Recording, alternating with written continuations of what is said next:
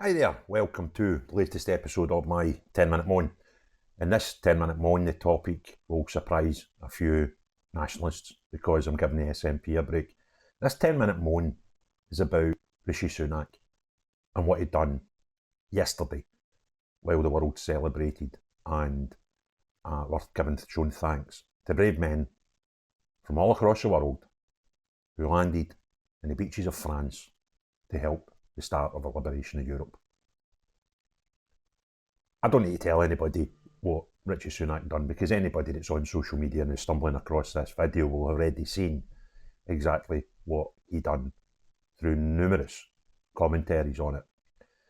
And to apologise today is the least you can do. To say you're sorry is too late because an apology doesn't remove the fact that the act happened in the first place. It just means that you have realised that you are wrong. And to get this so wrong backs up a feeling that I've got about many politicians. And I'm not talking about them all because there are a few who are good people. But in my eyes, the vast majority of people are so out of touch with the reality of what's happening in the streets, from reality, that they would actually consider in the first place leaving the D-Day events to go and do an interview for a television company about an upcoming election.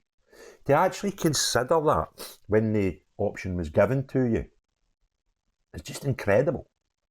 The naivety shown by your actions is beyond contempt. And you're not alone. You're far, far, far from alone. We live in a society where many of our politicians, one, they're totally removed from it, from the reality of society. But they believe that they should be judged in a different set of rules and different set of standards than anybody else, and each other. I mean, up here in Scotland, we've got an individual who knowingly robbed the public purse of £11,000. When he got caught, lied to the public, lied to the press, and lied to Parliament. And is still in a job. That is, there's not a single company I've worked with, and the many companies that I've worked with throughout my career, that would not lead to an instant dismissal. But they live in a parallel universe to us. And what I'm sensing through my own activities over particularly the last 6 months is a movement of people who've had enough. And these people come from very, very wide range of backgrounds and reasons for having enough. The amount of people out there campaigning for certain things, whether it's drug rehabilitation, whether it's looking after people that have been injured by a vaccine, whether it's people that are trying to get clear in their head and muddled puddles of the transgender issue. All these people and many more different people that are campaigning for different things, they've all got this same underlying feeling of enough is enough. And I can sense a political change. I can sense the amount of people, and a massive amount of people, that want to change the system. Now, here's a bit of an insight for what it's worth to anybody that might be a politician that's watching this. You've got the first opportunity to create change. Changing a system that people don't buy into anymore. And you may change or you may not. But if it's left to the people, and the people will, mark my words, create change. Whether that takes them 2 years or 10 years, I'm just not clever enough to understand. But they will commit change to the way we govern and way we are governed. The sleaze, the lies, the manipulation, it's got to go. And we need people in governments, in parliaments, that will genuinely do their best. Not just once every 5 years when they rely on votes to give them their overinflated salaries for another 5 years, but actually buy into it during those 5 years. And it doesn't matter the colour of your rosette anymore. You're actually all viewed the same. I'm involved in the run-up to this election by trying to guide people in a certain way. By telling them what I'm doing and asking them if they consider doing the same. And the amount of people who are politically homeless is frightening. And they don't know where to turn. And if the people don't know where to turn and who to trust and who to believe in, they'll do it themselves. And I see a future with more independence, more small parties, more new parties taking control. And if you guys don't see it coming and make a choice, and choice is one of two things. You either adapt to it or resist it. Make a big difference how it plays out for you. Because what we will see in the next two elections is the destruction of two parties. In the Westminster election, we will see the destruction of the Tories. And in the following Holyrood election, we will see part two of the destruction of the SNP. Because the normal man in the street is sick and tired. And each party, I think, Tories maybe 12 years in control, SNP 17 years, they become blasé. And that's a downfall. And we've reached a point where there's more and more people every day being concerned about politics, politicians, and how the whole thing works, that I can hear them.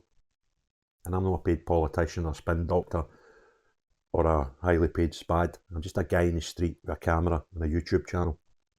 And if I can see it and I can sense it and you guys can't, then that's your fault, no mine. But change is coming. When it will happen, I don't know. It'll be soon. And what will it look like? It will look like people turning their backs on proper, normal, I'm saying proper, you're far from proper, but let's say normal politics and normal parties. When somebody else pops up and says, look at me, I'm just like you, I'll do my best for you. These people start getting votes, these people start losing votes. So you can adapt if you want. If you cannot see the warning signs, then more the fool you. But the warning signs are there and the warning signs are plentiful. And stuff like yesterday, where the Prime Minister of the United Kingdom, granted only probably for another 3 weeks, but still in that position, and hawking himself to try and retain that position, which he's got no chance of doing, turns his back on veterans. On such a remarkable occasion to go and do an interview about the upcoming election. If anybody needs, and this is aimed at Rishi Sunak, but this could be any number of politicians, probably the majority, if I'm perfectly honest with you. But his actions are more visible because of his position than some that are maybe backbenchers and stuff like that. But it is a great example of how selfish and out of touch these people are. So if a Rishi Sunak or a Keir Starmer, I don't think there's much of a difference between the two of them. There's maybe a slight difference in their politics, but I can't see much of a difference in their personalities, if I'm perfectly honest. If these types of people cannot judge the direction of the wind, then it'll be too late for them. I genuinely, we just see every day, every week, every month, more and more of this type of behaviour. And it is a majority of politicians, and it's not this thing, this the way of acting isn't unique to Tories, by the way. They just happen to be the one that picked the last Prime Minister and puts Rishi Sunak in this position. It's not unique to them. It's also not unique to the SNP, who I have very little time for in Scotland. Unfortunately, it is them all. And the people are sick of it. Not just me. I'm new to this political thing. I'm just reading the room. You can't. You're totally inept at it. And unless you change, and unless you show the people that you can change and you become different, then you'll be confined to the history books. We need change. Yous either drive it or yous will be emptied as a result of it. If you enjoyed this video, give it a thumbs up. If you've not already done so, please consider subscribing. Unless you're Rishi Sunak, somebody that's in the SNP, or any self-centred politician. Everybody else, have a great day. Cheery bye now.